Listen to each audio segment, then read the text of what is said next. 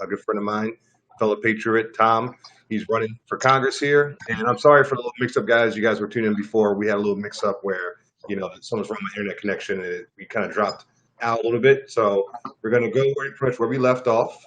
And my last question I had for Tom was pretty much I was asking him, can you tell him what's his background and what made him decide to run for Congress here in Queens? Well, basically, my background is I'm come from a hardworking Democratic family from years ago, back to JFK Democrats, the way it was before it got changed. And right now, I'm running as Republican, Conservative, Libertarian, and Independent line. We have 4 lines here. Running for Congress in Congressional District 6 against an entrenched Democrat, Grace Meng. And we are making headways because no one really knows who she is here, and she hasn't done anything for our district in probably 8 years or so that she's been in there.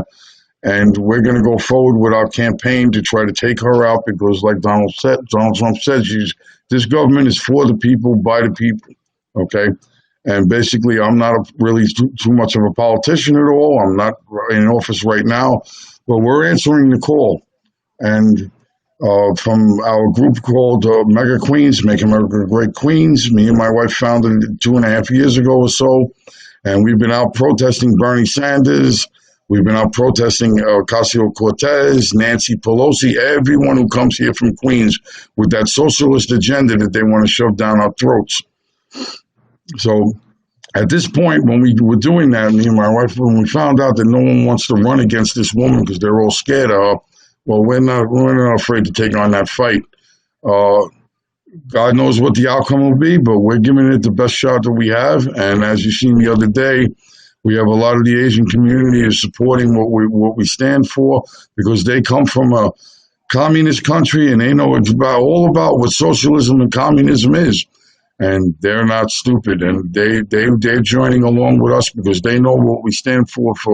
We're pro-God, pro-life, pro-family, pro-Second Amendment, and pro-America First agenda. We've been out there in the street fighting every day because, as you can see, we have a socialist-type mayor here in New York who wants to defund the police. All he's interested in is painting the streets. He doesn't care about little babies being shot. He doesn't care about the businesses that have been closed. He doesn't practically care about no one. All he's worried about is trying to get his wife elected as mayor for next year or so, whatever that is. But as far as we see it right now, there is no next year. November 3rd is the reckoning point right now that we have for the city, the state, and this country, because these Democrats are absolutely delusional. They are absolutely... They are the word that Hillary had said. They are deplorable. The absolute crazy ideas and what they've come up with now. I mean now even with, look what they have out in California. Look, Joe Biden picked a vice presidential candidate, Kamala Harris. She out in California. Can you imagine this in New York City? They have a law out there that if any kind of property is not worth $950 or more, the prosecutor will not even prosecute you and take you to court. Now, we just got over here this bail reform thing that people just like totally upset about. Can you imagine now what would happen if they implemented something like that here in the city or all over New York, America? It's like a free-for-all for a criminal. They can just go from store to store to store, stealing something that's worth under $950 and just keep going and making millions. A couple of months of doing that because nobody can prosecute them. The cops won't arrest them, and there's nothing nobody can do. But it'll end up in the long run where people will be very upset, and a lot of people are going to get hurt, and a lot of people are going to get, I would say, very seriously injured by attacking real American citizens. And taking things from your life. No, you guys are right. Like New Yorkers, man, the people here, the criminals here, they're not stupid, man. They're seeing what's going on with the bill reform and anything like that, and that's making them, step up the crime rate because it's like 600% increase in Brooklyn or something like that. That's been going on since bill reform and COVID and everything. It's been absolutely insane what's been going on here in New York, and it seems like the Democrat policies are the ones who are allowing this to happen. They are like almost opening the front door pretty much to let crime happen. And we got a communist mayor and a mobster governor, pretty much, in my opinion. So, Yeah, they're making this 100 times worse. that's right. That's right. They brought in they've emboldened the criminal element here in the city, and they because they know that even with the bail reform, they'll be out of jail in 6 or 8 hours or so, and they're free to do it. Look what happened during the riots that were going on here. I mean, they were releasing people and then there's one guy got arrested 3 times in 24 hours. Okay, because he was back at it with the looting and attacking and the assaults and everything that went on here in the city. And we have not heard one quote, one comment, or nothing from any of these Democratic elected officials here. It's just absolute. It's a total disgrace, and that's what I call my opponent. Her name is Grace Meng, but I call it Disgraceful Meng. Okay, because she right now has aligned herself with Ocasio-Cortez over in the Bronx, which covers part of Queens here, and now and now they both make an alliance. And she swore up and down in an interview with the Jewish community, "Oh no, she's just my friend. I don't, I endorsed her only because I was caught off guard by the question." Well, I'll tell you what. The way I look at it is 8 years in Congress, you better be a polished person by then, and have a good answer ready to say, because if you're in Congress for 8 years and you get flustered by a reporter's question, you obviously are not professional, you're not paying attention, and I don't care what kind of degree you got from Michigan University or whatever it is, you are not a representative of the people, and you absolutely have nothing that you can actually say with. If you're not for the people and you don't care about your people, well, then what are you doing representing our district? Plain and simple. I totally agree with you, and kind of goes into my next question, Tom. What is your? I know it's District New York 6. What areas does that district cover? Well, it's right. The district itself is the only district. I don't know if we went over this before, but it's the only actual congressional district that is all encompassed within Queens, on the north, south, east, and west, and it doesn't touch any other borough, like the Bronx, Manhattan, or Nassau County, or Brooklyn, like the other districts do. And what in our area here, we have about 720,000 people, and which is basic on average of what a congressional district is. And in my particular situation, we have 14 assembly districts, which means 14, different city council people, 14 different representatives for state and senate and assembly. And it's kind of mixed up all over the place because the neighborhoods here, stretching from Bayside, Queens, by the Cross Island Parkway, and then go west towards Brooklyn. We go down to about Forest Avenue and Ridgewood in Brooklyn, which that's what's so great about Queens. There's every single nationality here from around the world. There's every single language spoken around the world, and we are united here. This is the crown borough of the whole world. When you can say that, when they see that globe in Flushing Meadow Park, that's the truth, because you can walk from one end to the other and get the food and language and everything from every single country that's from around the world here, and everybody gets along. Everybody lives where they want to live, and people, in the neighborhoods all respect each other, and actual, hardworking citizens, and even people who are here, from working and stuff like that. There really is, it's funny because they're talking about like defund the police for police brutality. There hasn't been an incident in police brutality here in Queens in over 10 years, and Wow. At least. And they're out there protesting things like police brutality, which is totally out of control.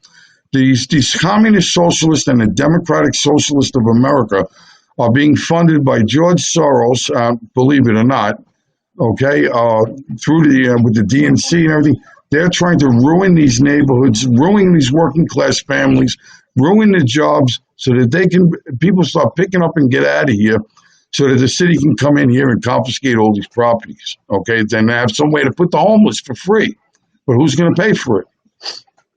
That's a good question, and it's funny. that's just tuning in, I went to the rally you guys saw me at on Wednesday. It was this gentleman here, it's Tom's rally, and it was in Queens. You guys saw there's a lot of Asian Americans that were in the area. I mean, a whole lot. They had some legitimate, issues that they were complaining about. When they were, marching through the streets together, and one of them was the equal housing law. I believe what he explained to the Right, people right, what exactly this stuff. right. They're asking for. I don't have the paper with me, but it's 5 demands they're asking for. Uh, One of them is to start off. They're not in the correct order, but it doesn't matter. But one of them is like Department of Building fines that were given out. Now, most of those fines were about $3,000 or $4,000 or something for a Department of Building fine. And being that the landlords haven't collected rent because of the Democratic policies here in the state, no one's paying rent to them. What's turned out happening is, first of all, they can't pay the fine because they don't have the rent money. And then even if they want to fix the issue they have is some of the tenants won't let them into the apartments to fix the repairs and do the repairs that are needed to mitigate the fines. That's one issue. So we're asking for that if the tenant refuses to let the landlord or the repair crew in, then the tenant after 7 days or so will be liable for the fine. Because it should, with any time within 7 days, they should be able to access the apartments and access the building in order to be able to fix that. That's one issue.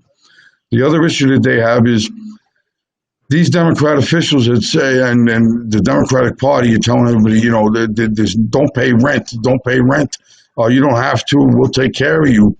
But the problem is that some of the people who own these properties depend on the rent in order to pay their mortgage, in order to pay the water bills that are still due, and the actual maintenance, because they got garbage pickup on some of the areas and things like that.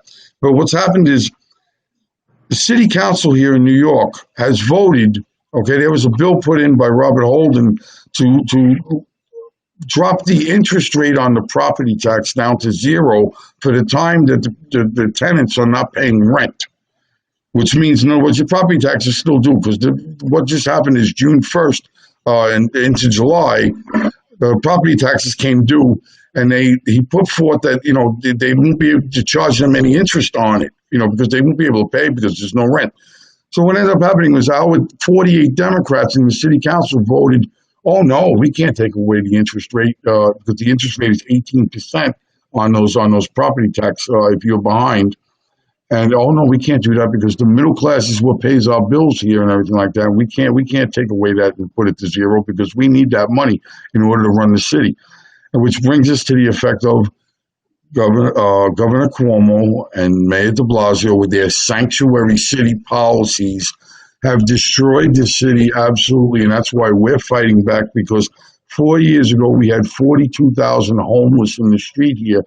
And it was supposed to be fixed by his wife in the Thrive program with the $1.8 billion that they used over 4 years here now. And we haven't doubled the worst situation. We have 86,000 homeless on the street here in New York City right now, as of now. And there's no one being held accountable for it. Yeah, I hope you guys hear that, folks, because this is serious here in New York. What's going on? Like I've been to Manhattan recently, and it looks like Skid Row out there. It's junkies everywhere. Just it looks like I said, it's turned into like a totally different city. It doesn't look like Manhattan. It's turned into San Francisco. It's San Francisco. The junkies on the street. Like I said, people living on the street. But we have a policy to try to solve that. It's called council housing, because we have a lot of the public housing projects, and there's a lot of city-owned land, which it's going to take a big push. But what we're looking to do is, especially for the people who are being released from jail, have nowhere to go. What we've had like halfway houses at a hotel, which is not housing. It is just a temporary situation. So what we're doing going forward is looking to see if we can give some type of, since we own all of these houses and it's owned by the city, it's owned by us, the people. What is the difference of whether or not someone is homeless, and you give them an apartment or something like that. You give them some so that they can gain some equity in some of these apartments or housing townhouses.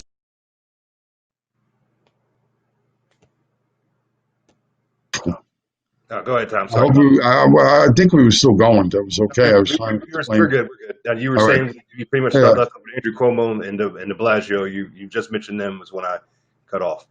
All right, Cuomo, De Blasio. Okay, yeah, because they're putting the prisoners and they're putting homeless people in these hotels and calling it housing. It's temporary housing. But putting them in hotels there's no kitchen, there's no there's no services for them. We found that out in Fresh Meadows last week. During this COVID crisis, they put over a couple of hundred prisoners into a Windham hotel out in Fresh Meadows with no services. These people are out in the street at 8 o'clock in the morning. They're told, don't come back until 5 o'clock till after your room is done. And what are they doing out in this neighborhood is, they're assaulting people. And that's how they found out that there were prisoners in the hotel, because the crime rate in the neighborhood went up. And then all of a sudden people tried looking into it.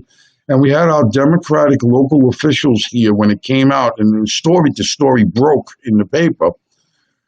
They had went to the Democrat elected officials, these local assembly people and the state Senate people in that area, and asked, what's going on? It was a $250 million contract that was given out, okay? And they're all denying that they knew anything about it. And they're trying to say that the city and De Blasio did this without anybody knowing. But you got to remember how the city works. Somebody had to sign the check. Somebody had to sign the contract. Okay, they're denying everything. Basically, it's been 2 months that these people have been living there. But now with the summer, now into the summer now, when all the crime rate went up and everybody found out about it. Now they're saying something about it. Now they're saying, "Oh, what we can do to solve this is we're going to make a community advisory board for released prisoners." Now that's not going to solve the problem. We don't want the prisoners in the neighborhood anyway. You know what I'm saying? We don't want a halfway house at a hotel anyway. That's not going to. So you can tell right away that these Democrat officials are BSing everybody, because you're not going to tell me nobody knew about what was going on in the neighborhood. So, like I said, it's a dog and pony show to the Democratic Party, because this is liberalville America here in New York. Think that they can get away with anything they want, and the people are fighting back. And that's joining my campaign, which is good news, because everybody is very upset that if you went to the hotel there, you would see it's like a 9 or 10 story hotel. It's right across the street from one family homes. And how it got built there within the last 8 years or so, I have no idea, because you need variance permits and everything like that. This is 1 and 2 family houses out here in Queens with hardworking people. Nobody wants this. They can build those hotels out by the airport. We've got 2 major airports in industrial areas here in Queens that they can build all the hotels they want in, where no residential people live. And these people have to deal with this every day. And when I talk to the community affairs officer there, he tells me just the day before, someone from the hotel tried to rob the house that's right next door to the hotel. I mean, this is the idiocracy of this. They got caught the guy breaking into the window of the house next door to the hotel. It's a first-hand example. So there's no one really out there on our side as far as like conservative Republicans, except for maybe, Nick Langworthy took over last year. He had a hard enough time trying to win some seats in the state here.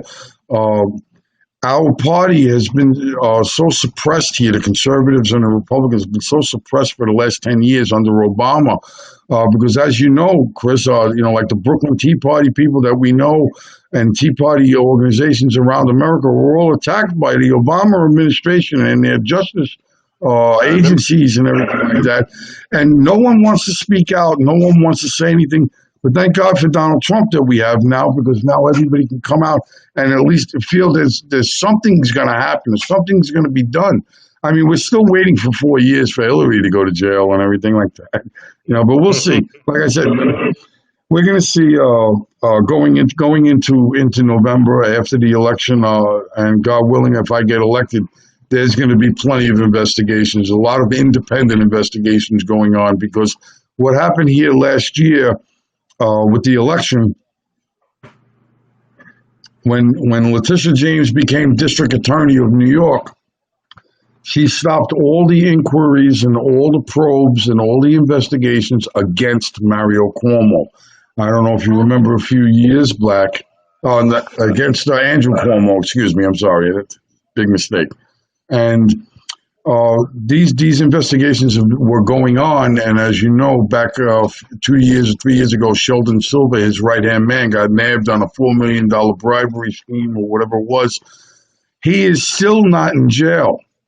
He is still not served 1 day in jail because of his connections or whichever way it is, and someone needs to look into that.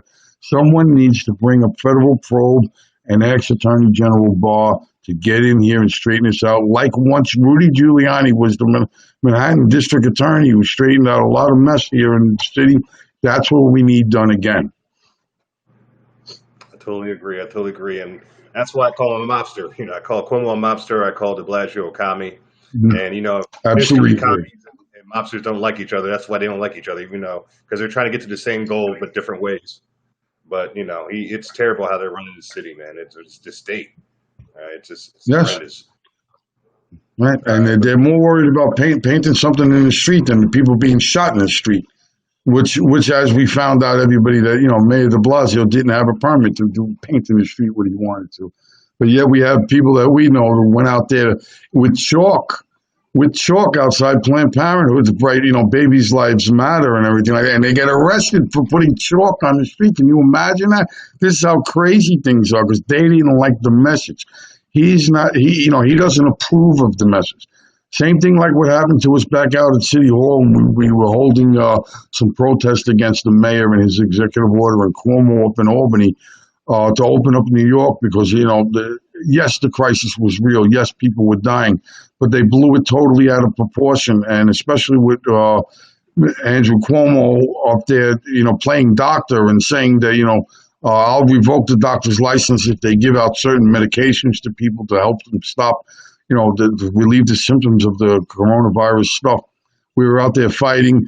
And on May 6th, we were out there, and 9 of the people that were with us got arrested for being in City Hall Park, just because they said it was an illegal gathering. All of a sudden, we were there for about 2 hours or so, and then all of a sudden it became an illegal gathering when we got a little loud and everything. And right after that was when all the other riots and the looting stuff started with that other issue. Okay, and it's just a shame. It really is, because you got to remember something too. That even if we impeach Cuomo or fire de Blasio, who are we going to be left with after that, too? Because the next in line in the city here is Jumaane Williams, and he fully supports all of these protesting things that are going on. And we're going to have a serious issue. So, you just got to pray every day here that we can make it through to that next election after this one coming up, and see who's going to run if there's, if someone else wants to step up and then take the challenge on to try to straighten the city up, because basically we went back 40 years. We're reliving 40 years ago with the trains with graffiti and smashed windows, people assaulting bus drivers and everything, and assaulting old ladies on the street, babies getting shot 1 year old, 5 years old. It is totally, all the progress that we've made over the last 40 years has been just depleted and gone and shot. And it's a terrible shame. Every one of these Democratic officials should be lined up and hung for treason in actual reality. And I severely mean that. Whoever's out there listening, I will not back down from that statement, okay? That is definitely something that's totally out of control. Yes, there's a legal system, but you know what? When this country was founded, people were upset. And people had to, take things into their own hands. And I think that's what they're looking for. They're looking to see who's going to start the fight, who's going to do something, who's going to stand up and do something so that they can weed them out. That's basically what it did, like they did to the Tea Party back, 8 years ago or so under Obama. That's what they're looking to do. So we'll see how things go with our campaign. We've been doing pretty well, getting a lot of people on board this seat, because we need to take back 16 seats in the House from the Democrats in order to help Donald Trump achieve the making of America great again with his agenda, because they've been blocking him for 4 years. You know that, and we'll see. We'll see if we can do it. That's another seat. We have a lot of qualified people running for these seats. George Santos in Congressional District 3, John Cummings in 14. I think it's Jose. I know his first name is Jose in 12. Okay, and we're going to try to see what we can do here. It's a shame in a way that we couldn't get anybody to run for office on a Republican ticket down in Congressional District 5, which is down in South Queens. Gregory Meeks is the Democratic National, the chairman here for the Democrats in Queens. No one wants to run against him. He has like an 86% approval rating. But even to have somebody up there to run against him would have been nice. No one wants to do it. So we'll move on and continue. But we're going to continue this fight here. And we support our president. And like I said, he's the only one with a sane mind here, because if you can see, Mr. Biden has some type of dementia or something, unless it's all a ruse or something. I'm not sure, but I can't believe that the Democrats would put somebody up like that for the president of the United States, one of the most important jobs in the whole world, and have a guy up there like that would be an absolute disgrace. We already just went through a disgrace, 8 years of Obama, and now we don't want this back. Well, it's to show you how much he cares about the country. They to put somebody up there like that as their choice to be, their idea of the next president of the United States. I mean, this guy can barely form a sentence. I mean, he doesn't. And they don't even ask him. He walks right out. He doesn't even answer any questions because he knows he looks that bad. And they're really, like, literally putting somebody in there to become president just to hopefully die quickly so Kamala Harris can be president. So, well, remember 4 years ago, everybody thought Bernie Sanders was going to die and everything like that. It's like Bernie gets in office, the old man. But who knows what's going on with that? He tried to come here to Queens and do some things there. But when we were out there, we asked some people. They said, "Oh, they came here for the entertainment. The people that were playing the music there, they didn't come here for Bernie." As soon as Bernie took the stage, like half of the crowd was leaving, and we were like, "What's going on?" Because we were out there protesting them legally with a permit and everything, and they were coming out and they were like, "Oh no, they bust us in here." Some people came from Virginia for this rally in New York, because we were like, these people don't look like New Yorkers. Where are these people from? What's going on? Even right where they had in the housing project, people that live right across the street from there in Queensbridge didn't even know that was happening. They were like, if we knew this was going to happen, we would have never let this happen here. We don't want this guy here. What is this guy doing here? I mean, it was a total joke at the time, but I mean, looking back, and that was one of the big reasons in a way why I decided to run, because after they tried to pull that, and we found out that disgraceful Meng here in our district is funding a nonprofit called One Queens Indivisible, which is a socialist organization through a nonprofit situation. Like George Soros has those 175 nonprofit things that he funds through his organizations. We found out that they are supporting all socialist candidates, all progressive candidates. They're in full force with the New World Order, globalist ideas, and that's another reason why I decided to run, at least to show some resistance to this, because we found out at Queens College when she had a little talk show, a town hall, which not too many people showed up for, mind you, maybe about 20 or 30. But it's still, we found out that there's about 11 or 12 nonprofits that's involved with her, Grace Meng, which are all basically socialist organizations, because last year, for district attorney, Tiffany Caban ran as a known socialist who wants to, legalize marijuana and legalize prostitution and stuff like that. And they're going to be pushing that soon within the next session. And we need to stand and fight against this. Nobody even knew they existed until they came out of the woodwork a little bit. And as soon as they did, we went after them. Good. Yeah, we definitely need some real patriots here in New York to step up, because they're trying to make this place stop.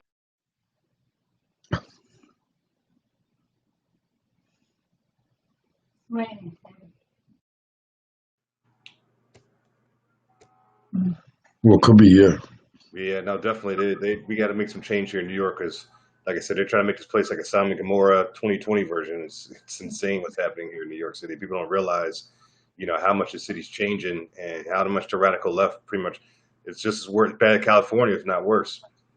So, yeah. But let me ask you, Tom. Um, when it comes to your Democrat opponent, why the residents in Queens should, feel they should vote for you instead of her? I know you kind of went over a few things, but just to really clarify, what separates you from, what your opponent stands for? Well, first of all, I'm not an established politician. I'm not in nobody's pocket. Yes, we need donations for our campaign, but we're not bought by no one. We're not bought by Wall Street. We don't have that connection to the big money people that, for investment and stuff. But what we're looking to do is it's a pure ideology of bringing back jobs to Queens, because she's just riding on her daddy's coattails, who he used to be a representative here in Queens. He had some bad incidences happen to him with the federal government and some, judicial stuff that happened. He's no longer in there. So she's just basically a puppet for Pelosi, Schumer, and now AOC, who she aligned herself with because, of course, we see what's going on. We know what's happening. She had a primary back in June, and she only got 59% against two opponents that ran against her. 59% after being here for 8 years. If she was doing that good of a job, do you think that she would lose 40% of the votes from the actual Democrats that vote? All right, because her opponents, one was the president of the Socialist of America here in Queens, and the other one is a progressive who ran against her. So she's aligning herself with Ocasio-Cortez and her socialist agenda to make herself look good, to try to grab those votes too, because more than likely they've looked at it pretty good. They know that's what they need to beat me, because we're coming on strong, and a lot of Democrats. I was been out in the streets, and people tell me I'm a Democrat, but don't worry, I'm going to be voting for you. And we've been winning over a lot of people, and as you can see out at that parade, a lot of those people are all registered Democrats who were out there last Saturday, and that's no joke. They don't care. I told them, I don't care if you're a Democrat or not. I don't care what you are, but you're American, aren't you? And if you believe in America and you want to save this country, you need to vote for me so we can bring back some sanity into this situation here, especially in New York City. So basically, yeah. No, go ahead. Go. No, go ahead. I was just saying that you're right, especially here in New York City. We need to get some sanity back in this city. It's insane. Yeah, I have. We went around and we've talked to people, and look what happened with the coronavirus crisis here. Right away, Governor Cuomo was screaming about hospital beds, and he was screaming about the overload, and before anything even happened, he was calling for 40,000 ventilators, for Christ's sake. Okay. Oh. Yeah. Part of that problem is that because he knew there might be a problem had to get out of hand, because under his watch now, under his terms in office, here in Queens alone, 10 hospitals have closed down. 10 working hospitals over the last 10 years have shut down. So he knew the numbers. He let it happen. Now all of a sudden he's worried about the hospital beds. He didn't care about that when they were shutting the hospitals down, though. But he'll fund for sanctuary city policies, but he won't take care of the infrastructure of the city. Look what just happened with this last storm that just came through with Con Edison and the streets and everything like that. Things are ripped up. Things are closed down. People lost electricity. There's some people still without electricity. Government officials are supposed to serve the people. This is the issue that everybody loses track on. They get elected to office not to be somebody's special favor or special interest or a lobby or that. They're supposed to serve we the people. It's supposed to be we the people government, and that's why we need to bring that back and bring back that idea when Donald Trump called for grassroots patriots to step up and run for these offices and drain the swamp and get down there to help him put forth our agenda. And that's where we think we do have an edge, because a lot of people have seen what happened over the last 10 years, especially here in Queens, and it's absolutely horrible what has happened. I absolutely agree. I do. And well, and that brings you to the next question, Tom. What would be the first thing you do if you have the opportunity to be elected for Congress? What would be the first thing you do as in that position? Well, personally, me in my position, first we're going to work on infrastructure to bring federal money here to Queens, especially in my district. What we're going to do is propose the $550 million allotment budget for President Trump's library. That's one of the first things, because he's here from Queens and this is his hometown, and we rightfully deserve to have it built right here in Queens, in my district, right where I'm from and where he grew up. And that shows the fight of our people here in Queens, the way he fights against everyone. That's where we need it here to bring tourism in, bring jobs in. I mean, they are doing some road work around the areas here, but I mean, they're rebuilding the international airport. Queens is a great place to live. I mean, we have a lot of stuff here. We're going to be promoting a lot of that as the world's borough, which they should have been doing. Instead of sending homeless and prisoners here, they should be bringing tourists and money here. And there's a lot of open space, because Queens is known as the borough of the parks, and cemeteries and stuff like that. There's a lot. I mean, well, we're not going to do anything with the cemeteries, but meaning, there's a lot of open space here, and then there's a lot of open lots and stuff that can be done properly, even if they wanted to build low-income housing. They're just not doing. There's no plan like they used to have back in the 50s and 60s when they had infrastructure plans. That's one of the first things we're going to do. We're going to try to bring a tramway system like they have down from Jamaica Station, Long Island Railroad, to JFK, John F. Kennedy Airport. We're trying to see if we can hook that up through, go to, past the library and Kew Gardens there, say, and then up to Main Street, and then over to LaGuardia Airport. This way people there won't be no congestion on the roads.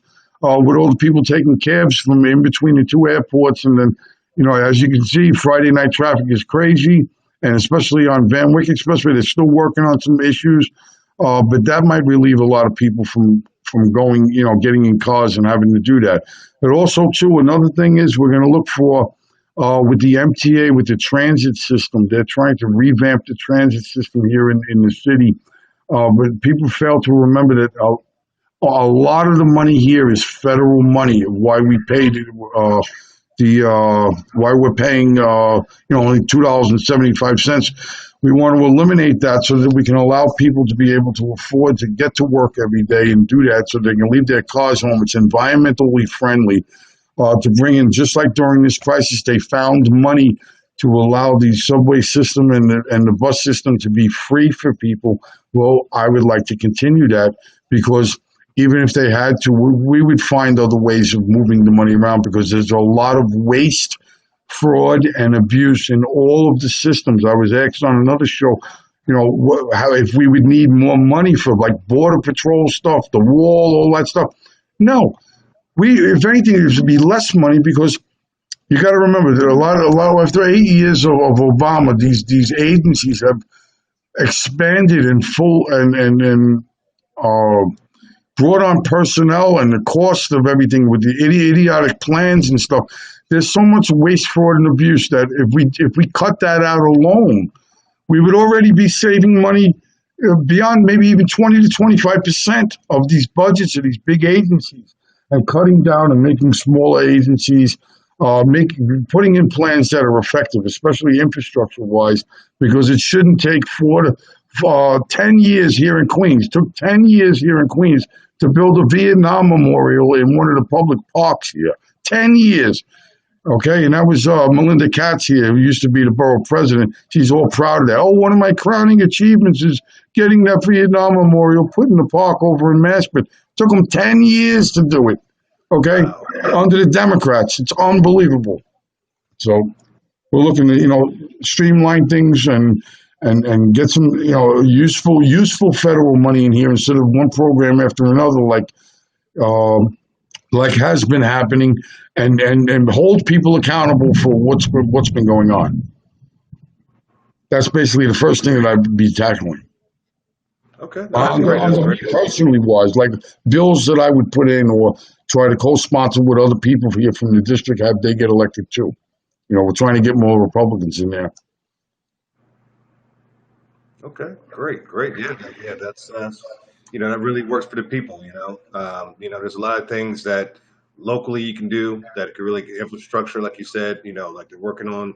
Like I liked what you just said about the riding the local buses here, making that a free charge to do that, because there's a lot of things you can do here in New York. I mean, in Queens especially, like Yes. if you can really focus on the public transportation, and the train system, and the Amtrak system, and everything there, and because there's parts of New York to me that really run pretty smoothly in Brooklyn and in Manhattan. But there's area in Queens that I think they could really improve in that Yeah, it's a area. transit desert, like they say. They call it. It's a transit desert. There's especially down in South Queens. There's hardly anything there. Only buses, and buses cause a lot of traffic because there's a lot of people who like to take the buses there. That's not in my district. That's in District 5. But we're looking to help a lot of the different areas around Queens, even if they're not in my area, because even like we've had the old Long Island Railroad line that used to go to Rockaway, it's just been falling apart there for over 50 years almost now since it shut down in 1961. Uh, some people want to make it a greenway space like they did in Manhattan. But over here, I think because Woodhaven Boulevard is only so big, uh,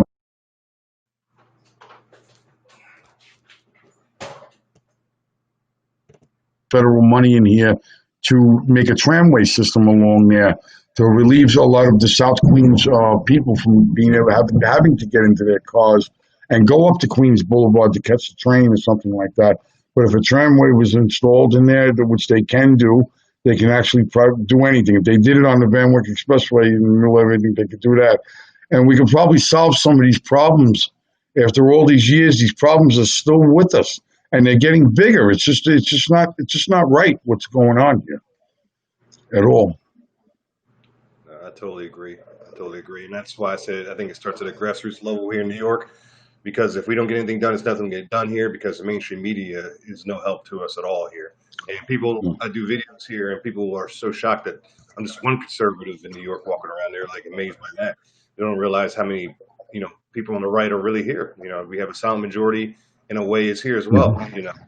So we got to get their voices heard because like I said, if we don't get them heard now, it's almost too late here in New York because the left has taken over the state.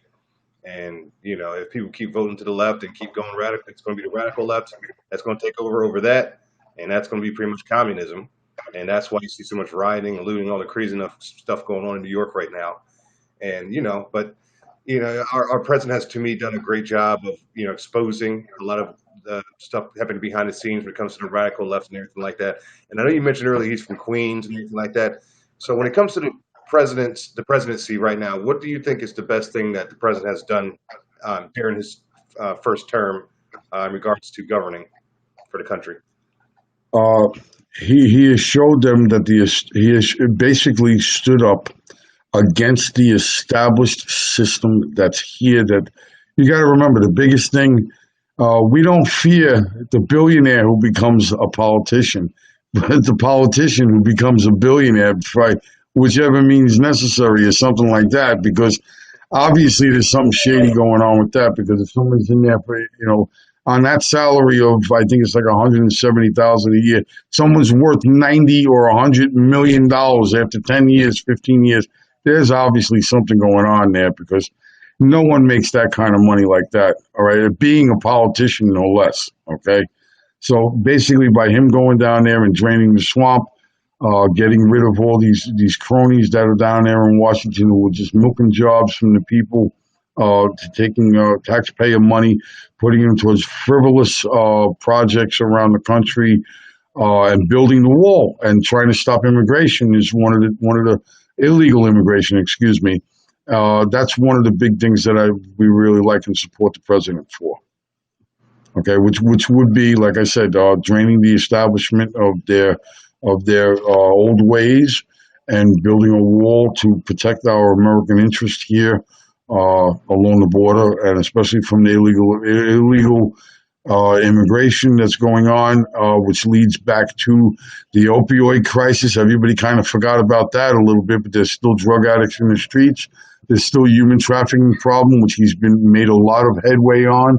Uh, it Yeah. couldn't have been any sooner. You know, we're really happy about that he's working on that issue, and our federal agencies are working overtime because of this, because they've been grabbing a lot of people and stopping a lot of this stuff, and hopefully we're making headway on it.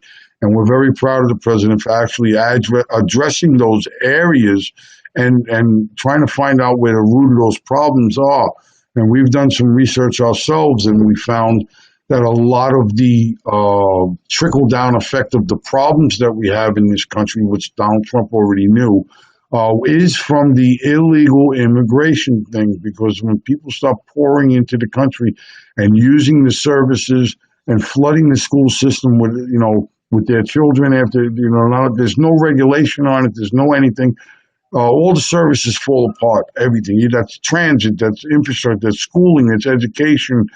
Uh, Even shortages in supply of even food and everything like that, because there's more people in an area, and more trucking, is more waste, more pollution.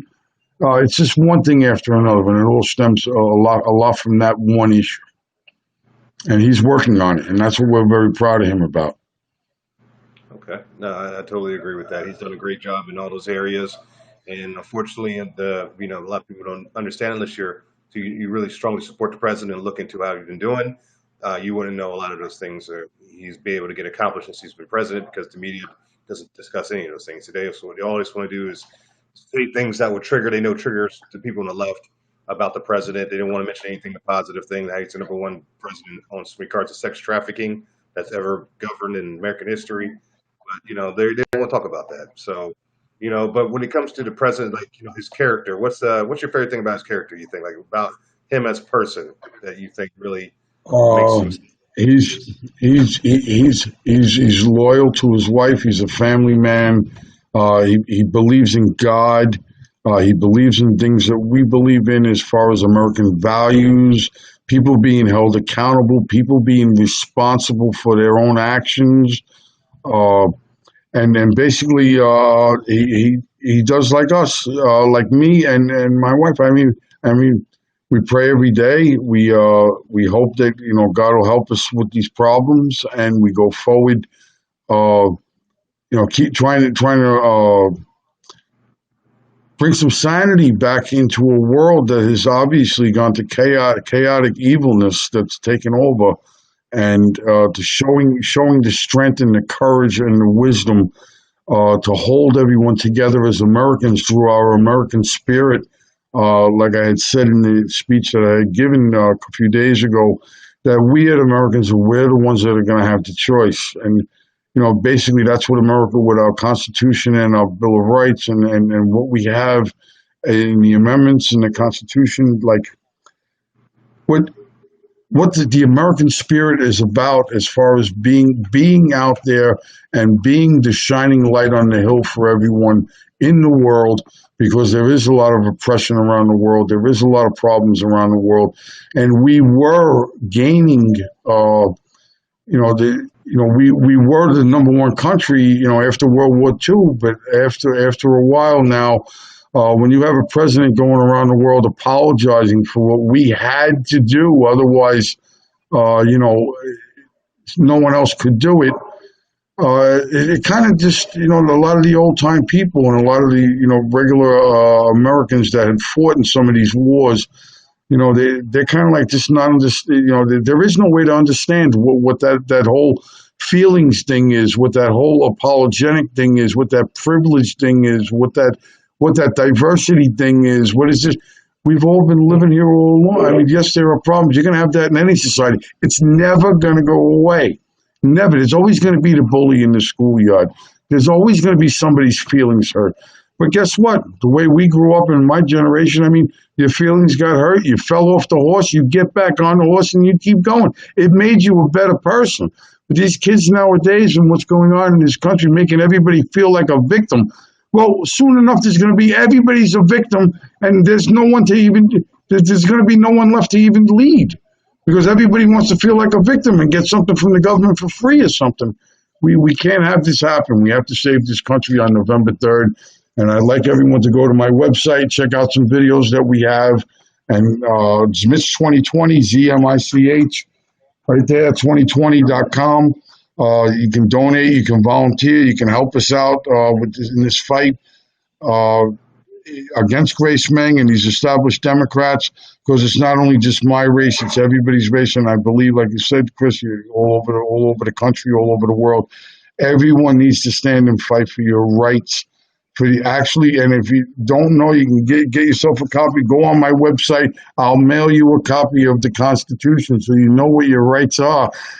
It's great because we're out in the street talking to people and like, oh my God, I never even saw that. I loved it. We got a nice little book, and so people are learning, people are waking up, and we're really loving it. Oh, that's excellent. That's awesome.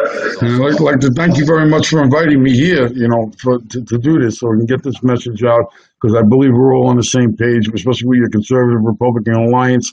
That's a great thing. We've seen you all over. We've seen you on TV. We've seen you out in the streets, and you're telling the truth, and you're bringing things to light. And we really loved what you're doing out there. We're coming out there on Saturday. You told it like it was, and that's what's so great about it. We need to bring the truth to light, so we can dispel the evilness and the deception that the Democratic Party has been selling to America for the last 12 years or so, roughly, okay? And by you being out in front like that, like you are, we are very proud to know you and we stand beside you, even when we go out and protest like we started out back in the day, a couple of years ago. Yeah, definitely, Tom. And folks who don't know, man, like right when I did my first video, went viral for Walkaway, one of the first people to reach out to me was Tom, and he was at the time. Karina was then your fiance at the time. Was it quite your wife? Yes. Yeah, you guys were together, and you guys, really supportive of what I was doing. Anytime I had to go somewhere upstate or somewhere that was a trip for me to get to, you guys would come and give me a lift or whatever it may be. So, I really appreciate you guys, having my back. Yeah, we had some fun times together. Yep. Yes, we certainly did. And, the times are still coming. They're not done yet. So. That's right. But, that's right. Definitely. Yeah, those trips to Albany, yes. They had a few during this coronavirus too. So, yeah. So, yeah. But you won't hear about any of this stuff, any of this patriot stuff that we've all been doing in the mainstream newspaper, because they don't want no one to know that there's actual people out there doing something good for the people and bring the information to people so they understand that, so they can make their own educated decision. But if they keep lying to you, sure enough, you're going to start believing it might be truth. But if you're out there like you are, like I said, and with our campaign, we're just basically telling people the truth of what has been going on, because people are in shock when they hear that some of these idiotic things that these people are doing. Lowering the voting age to 16 is one of the things they want to do here, nationwide.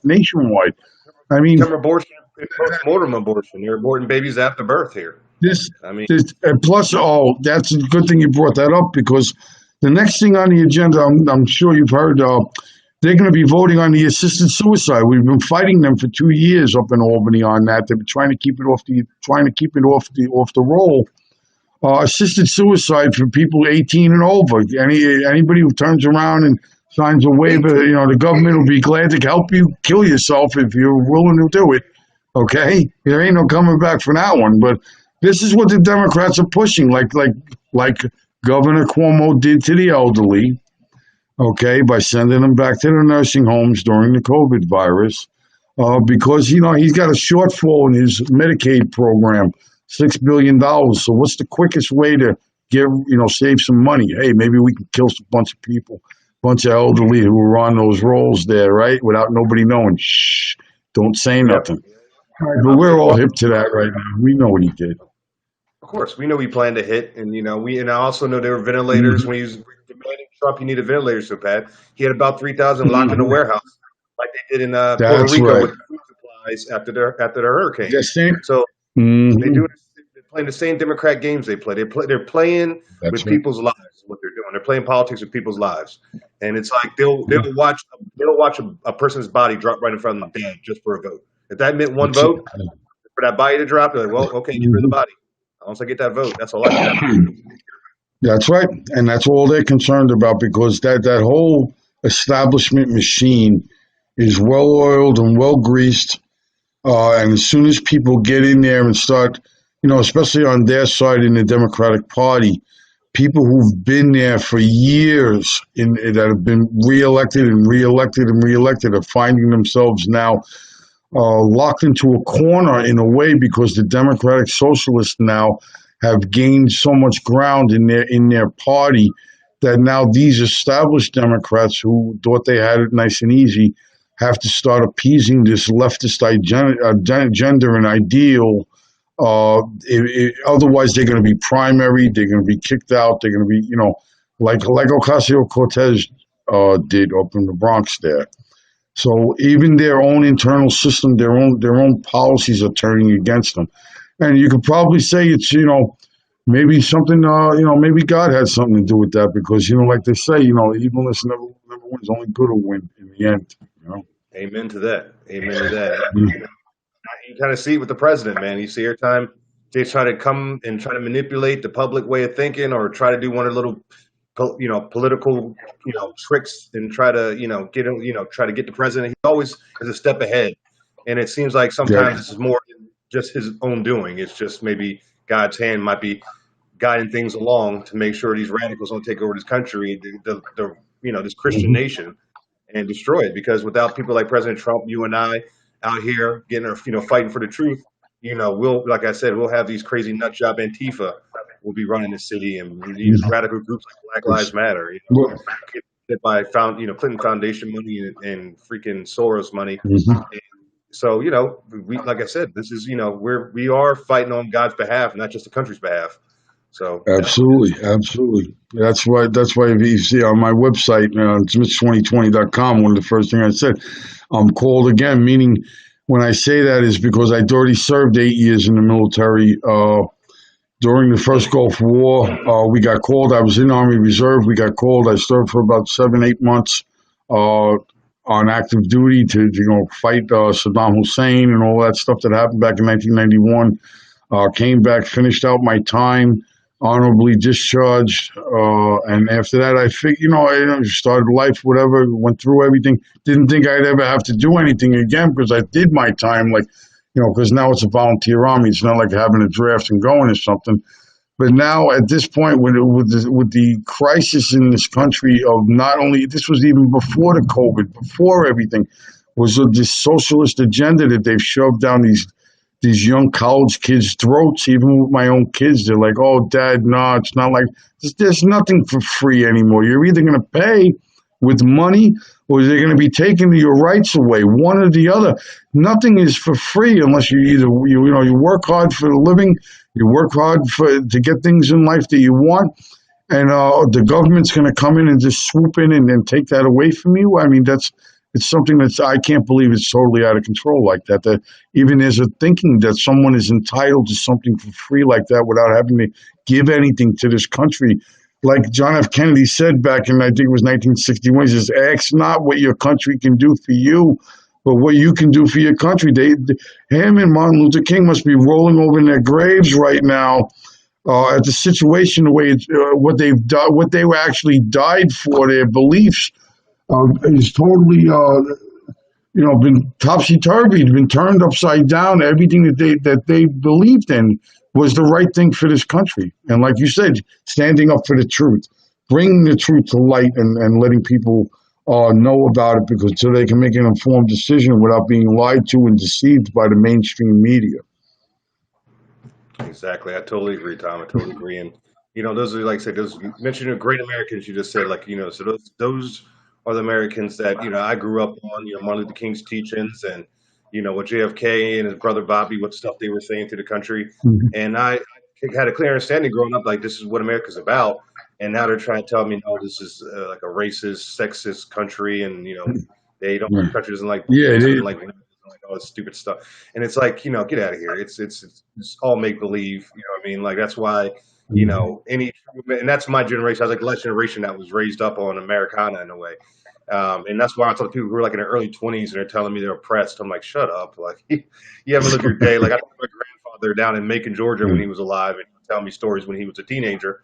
in the Deep South, and that was real Mm-hmm. oppression stuff he dealt with. But even when he was telling me stories, he didn't tell me and act like he was oppressed while he was telling me. He would tell me not play victim. He wasn't playing victim the entire time. You know, he's like, yeah, that happened to me, but look where I ended up. Look what I was able to do in this country. Look what I was able to become. Which your grandmother was able to become one of the first black nurses down here. And so it's everything. And so it's like the people that really dealt with it weren't asking for reparations. They weren't playing victim. They weren't just crying, I'm oppressed. But all of a sudden, year 2020, we got these college kids talking about I'm oppressed and I'm a victim and racism this and it's all over the place. And it's all complete and this media manipulation, Democratic Party manipulation, and they're the party of the KKK. So what else do you expect? I mean, to me, to just doing what they know to do best, which is manipulate people's minds. It was manipulating white people back in the day to think blacks were animals. Now they're manipulating the black community to think white people are animals. So it's just they're using their same techniques. It's just with different outcomes. Oh, absolutely. Yeah. But Tom, I appreciate you taking your time out this evening to speak with me, man. It's really appreciated, man. And it's awesome because we came up together in a way. It's an absolute pleasure to talk with you about things like this. For people who I know from their heart, especially you, Chris, because you care about this country and your heart is in everything and you stand for what's right. You tell the truth, and like I said, thank you very much for having me.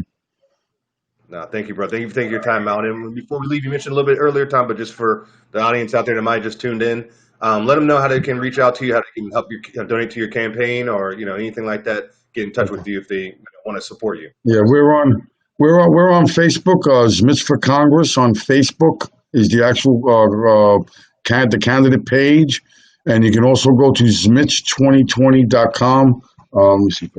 Yeah, ZMICH2020.com. And you can reach us there. There's a note section where you can put your name in, and we'll get back to you as soon as possible. And like I said, there's some videos we're putting up there from things that we did, and we'd love to get to see anybody, especially if you live in Queens here. We would love for you to volunteer, sign up and volunteer on our volunteer button that we have, and especially if you're far away or can't come and volunteer, you can help donate. Any amount is good to help us with this fight here to try to take back America, which is our campaign slogan. Like I said, and you can go there and give us a nice little donation, and that'll help us win our fight here in Queens. All right, you hear that, Philip Patriots, New York people. Get out there, especially in Queens. Get out there and support my boy Thomas Zmich. He's a real patriot, veteran, loves his country. He's amazing wife that's there fighting alongside him, and they're real patriots. And I want to do whatever I can on my end to get him into office so we can help change New York, turn New York red. So everybody out there listening, like always, God bless you, and God bless the United States of America. Peace out. God bless America. Amen. Thank you, Tom. Bye. Thank you, Chris. God bless. God bless.